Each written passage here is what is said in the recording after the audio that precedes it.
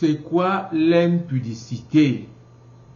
Notre vidéo d'hier, si vous voulez, notre enseignement d'hier était intitulé tel que ça s'affiche à l'écran: les couches de nuit, les maris de nuit, les femmes de nuit, danger.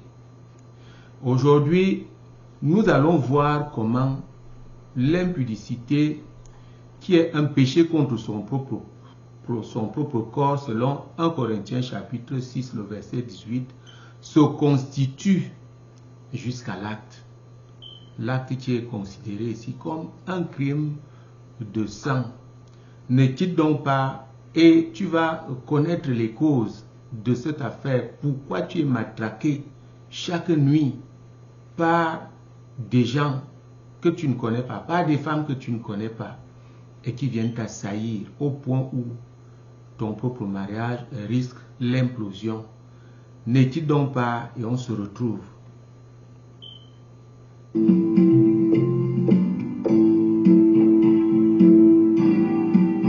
L'ISJC, l'intimité avec le Seigneur Jésus-Christ, l'assurance absolue du salut de ton âme. Alléluia. Bienvenue à l'ISJC International Ministry, cette vision, ce ministère que le Seigneur a suscité lui-même ces derniers temps et surtout avant l'enlèvement pour un seul but: affermir l'Église, assurer, n'est-ce pas, un salut éternel à l'Église pour que le jour que le Seigneur descende, que nous soyons tout à fait irrépréhensibles et vraiment pas éloignés de lui, et que nous soyons dans cette barque, n'est-ce pas, pour l'enlèvement. Voilà pourquoi cette vision a été suscitée. Et je viens vers toi aujourd'hui pour que tu connaisses l'amour profond du Seigneur Jésus-Christ en pratiquant l'intimité avec lui. Et cette intimité, à cause de cela, il te choisit et il te conduit au Père. Voilà notre destination. Pendant que nous sommes encore sur cette terre, nous devons être avec le Père chaque jour. Et cela se passe dans un modèle de prière à 3 étapes. Nous donnons des enseignements préliminaires, mais les enseignements profonds se passent à l'école de l'intimité sur notre plateforme WhatsApp. C'est à toi de me contacter. Et puis nous avons un témoignage assez puissant qui va se dérouler, pas vraiment sur la plateforme YouTube, mais dans les églises. Il suffit donc de nous inviter. Eh bien, c'est un témoignage de l'homme de Dieu qui se fait avec impactation. Lorsque je passe, je laisse cette impactation et chaque membre de ton église et toi-même, vous pouvez voir Jésus-Christ face à face. Ce n'est pas une illusion qu'on vous vend. On ne vend d'ailleurs rien ici, mais c'est la réalité, c'est ce que nous vivons chaque jour. Le Seigneur attend tout chrétien à ses côtés, parce qu'il a dit: tu dois me suivre. Alléluia. Eh bien, ne continue pas d'être assez passif, sois actif, abonne-toi et partage ces enseignements qui donnent cette vie et la vie future avec notre Dieu à la nouvelle Jérusalem. Alors, il faut toujours like, c'est très important. Nous avons un combat là dehors. Que le Seigneur vous bénisse aujourd'hui, ce dimanche. Un bon dimanche d'ailleurs à tout le monde, à tous les viewers de l'ISJC International Ministry sur notre chaîne YouTube, à tous ceux qui sont abonnés. Que le Seigneur vous bénisse aujourd'hui et que ça doit descendre. Eh bien, nous reprenons notre thème, n'est-ce pas, l'impudicité. Même si vous voyez l'intitulé sur une vidéo, les couches de nuit, les maris de nuit, les femmes de nuit, mais l'intitulé, le titre de ce thème que nous développons, c'est l'impudicité. C'est quoi l'impudicité? Alors nous avons vu que c'est un péché contre son propre corps, que je viens de lire là dans 1 Corinthiens chapitre 6, le verset 18. Quelques péchés qu'un homme peut commettre, n'est-ce pas, qui se déroulent en dehors de son corps. Mais celui-là même qui suit ton propre corps s'appelle l'impudicité. En fait, l'accomplissement de cette affaire, c'est la fornication qui est illégale aux yeux de Dieu et qui te rend abominable. C'est des vérités que tu dois avaler comme la nivaquine pour guérir. Mais ici, c'est pour sauver ton âme et ne pas être surpris ce jour-là. Eh bien, nous avons vu hier que le Seigneur avait averti que c'est lui qui regarde, n'est-ce pas, dans Matthieu, Matthieu chapitre 5, le verset 28, c'est lui qui regarde une femme dans le but de la convoiter, a déjà commis l'adultère avec cette femme dans son cœur. Nous allons voir aujourd'hui comment l'impudicité se constitue. Chers frères et sœurs en Christ, ne prenez pas les choses à la légère. Ne prenez pas la vie aussi facilement. Et vous vous dites, ah, l'évangile là est trop compliqué, vraiment, et tout. Mais ne sois pas surpris. Tu t'appelles chrétien, ne sois pas surpris. Celui qui n'est pas encore chrétien, viens, entre dans le Seigneur et donne ta vie au Seigneur Jésus-Christ. Donne ta vie au Seigneur et tu seras enseigné. Parce que je ne peux même pas te dire dans quoi tu te trouves, tu risques de te fâcher. Mais Jésus est compatissant. Jésus t'appelle, il dit viens, viens, viens, viens vers moi. Alléluia. Alors, comment l'impudicité peut se constituer, se développer et devenir un acte? Avant d'arriver à l'acte qui est un crime parfait, je vous dis un crime de sang.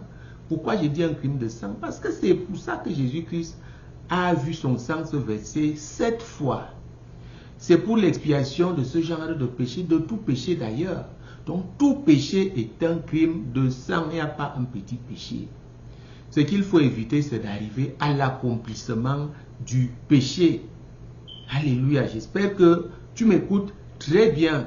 Aujourd'hui, nous allons voir que quand ces choses se passent, ce n'est pas en dehors de nous-mêmes. Nous sommes nous-mêmes responsables de ce qui nous arrive. Vous comprenez? Nous sommes nous-mêmes responsables pour quelque raison que ce soit. Oui. Pourquoi Dieu t'a créé? Il t'a donné une personnalité, c'est-à-dire le centre de décision. Tu peux décider de faire ou de ne pas faire. Tu es libre vraiment. Tu es libre. Mais Moïse a dit aux enfants d'Israël, choisissez la vie. Choisissez ce qui est bien. Alléluia. Alors, l'impudicité se constitue autour de ta propre personne. Parce que Dieu t'a créé, il a mis en toi, n'est-ce pas, dans ton âme et sur ton corps, il a mis en toi 5 bons sens. 5 bons sens. Vous comprenez? On peut les citer comme ça. La vue, n'est-ce pas? C'est-à-dire tes yeux là. Le goûter, c'est-à-dire quand tu manges ta langue, tu sens de l'appétit. Soit c'est fade, soit c'est sucré, soit c'est salé, soit c'est amer. On peut citer, n'est-ce pas, l'ouïe. Ce que tu entends, l'oreille là, n'est-ce pas? On peut citer, n'est-ce pas, le toucher, c'est-à-dire ce que tu peux ressentir sur ta peau quand on te touche ou bien quand tu touches, n'est-ce pas, quelqu'un. On peut les citer comme ça, les 5 sens, vous comprenez? On va donc dire que l'impudicité prend origine à partir d'un sens donné. Une étude plus approfondie peut vous enseigner que nous sommes tripartites, n'est-ce pas? Nous avons un esprit que Dieu a donné et puis nous avons aussi une âme qui est le moteur de la vie. Cette âme vit dans le sang et maintenant ces deux choses vivent dans un corps qu'on appelle donc le corps-ci ou bien la tente. Vous comprenez? Voilà 3 différentes personnalités d'un être humain. C'est-à-dire que ton esprit est une personnalité dotée de ces 5 sens en même temps, vous comprenez? Et, n'est-ce pas, ton âme est une personnalité dotée aussi de ces 5 sens. Et puis ton corps est une personnalité dotée de ces 5 sens. En réalité, corporel et spirituellement parlant, nous regroupons au sein de notre être vivant 15 sens. Mais nous allons faciliter les choses aujourd'hui.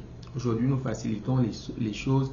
Prenons seulement le premier sens, si vous voulez, celui qui est le plus en vue. Et c'est celui-là qui est donc, n'est-ce pas, ce que la Bible appelle la lampe de la porte d'entrée de notre être, de notre corps. Lisons dans Luc, Luc chapitre 11, à partir du verset 34. Ton œil est la lampe de ton corps. Lorsque ton œil est en bon état, tout ton corps est éclairé. Mais lorsque ton œil est en mauvais état, tout ton corps est dans les ténèbres. Alléluia. Lisons encore.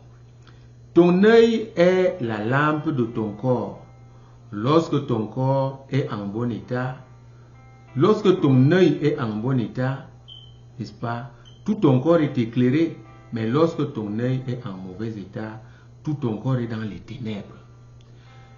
Nous prêchons avec des exemples pour que vous compreniez très bien. Je vais toujours, n'est-ce pas, chaque enseignement, chaque étape, chaque particularité, je vais souvent donner un exemple pour que tu comprennes très bien et que tu fasses attention là-dehors. Voilà, on parle ici de notre œil qui est la lampe de notre corps. Si ton œil est en bon état, tout ton corps est éclairé. Si ton œil est en mauvais état, tout ton corps est dans les ténèbres. Qu'est-ce que ça veut dire? Ça veut dire que si par hasard, tu poses tes yeux sur ce qui est souillé, eh bien, tes yeux prennent un coup, et cela renvoie directement sur ton âme, sur ta personne, sur ton corps, et tout ton corps tombe dans les ténèbres. Ça veut dire que tu es déjà souillé. Parce que volontairement ou involontairement, je vais vous dire, même involontairement, tu as posé tes yeux sur ce qui est souillé, alors ton corps est déjà souillé. C'est très sensible, je vous dis. Je vais vous donner un exemple ici. D'abord, Jésus-Christ a dit, mais nous ne touchons pas à ça maintenant, parce que c'est vers la finale, là, quand on arrive à l'acte de fornication. Je servais dans mon église au Cameroun, j'étais assidu, j'étais le président des huissiers et le patron du protocole.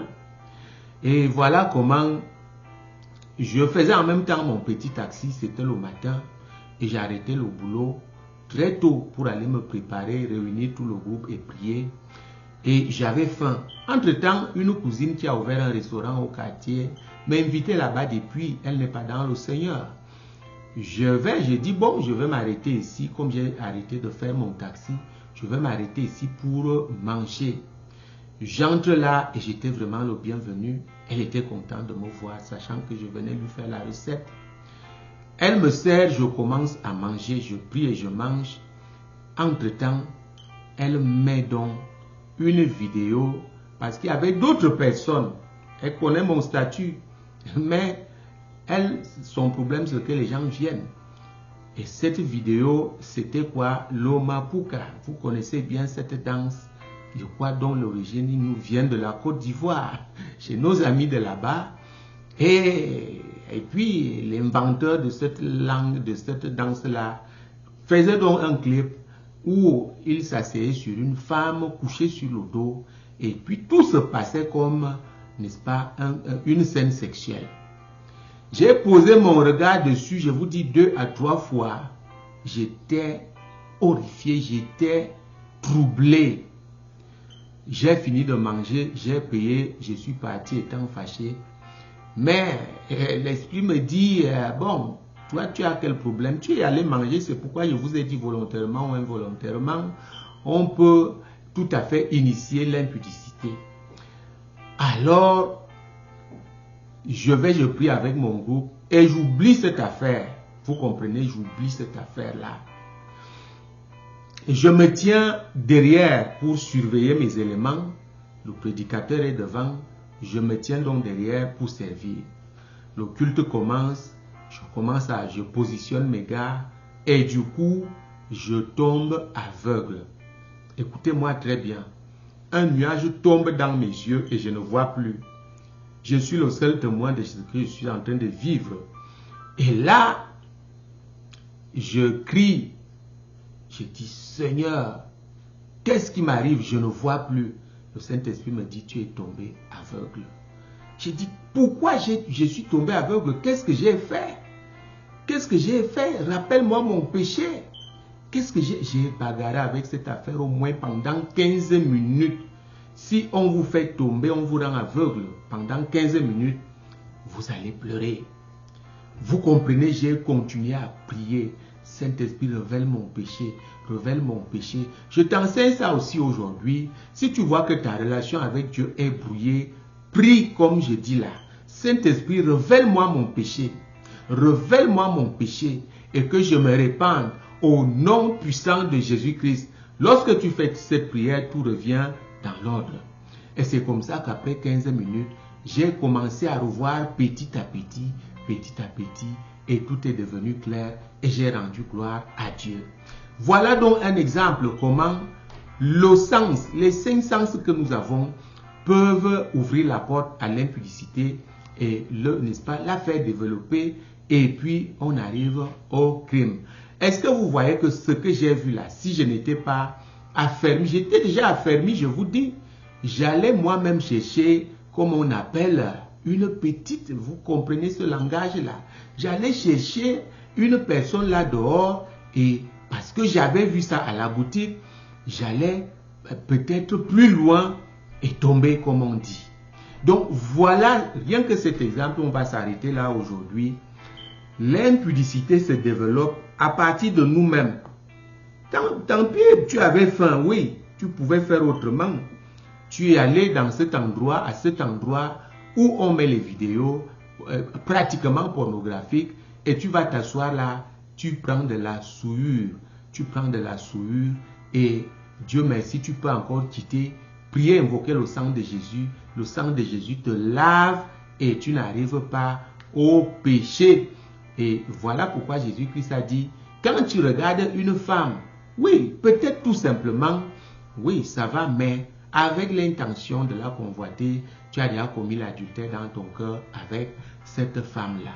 Voilà, chers frères et sœurs en Christ, et toi qui t'apprêtes à nous rejoindre, tu n'auras pas de problème. Voilà comment la parole de Dieu va te préserver contre ce que Satan est en train de manigancer. Satan manigance contre ton âme. Fais donc attention. La suite, à la prochaine fois, mercredi, nous allons continuer ce thème qui est très intéressant. Et j'ai reçu d'ailleurs beaucoup de personnes qui apprécient. Que le Seigneur vous bénisse au nom puissant de Jésus-Christ. Que le sang de Jésus te lave. Au nom de Jésus, nous avons prié. Amen. Alléluia.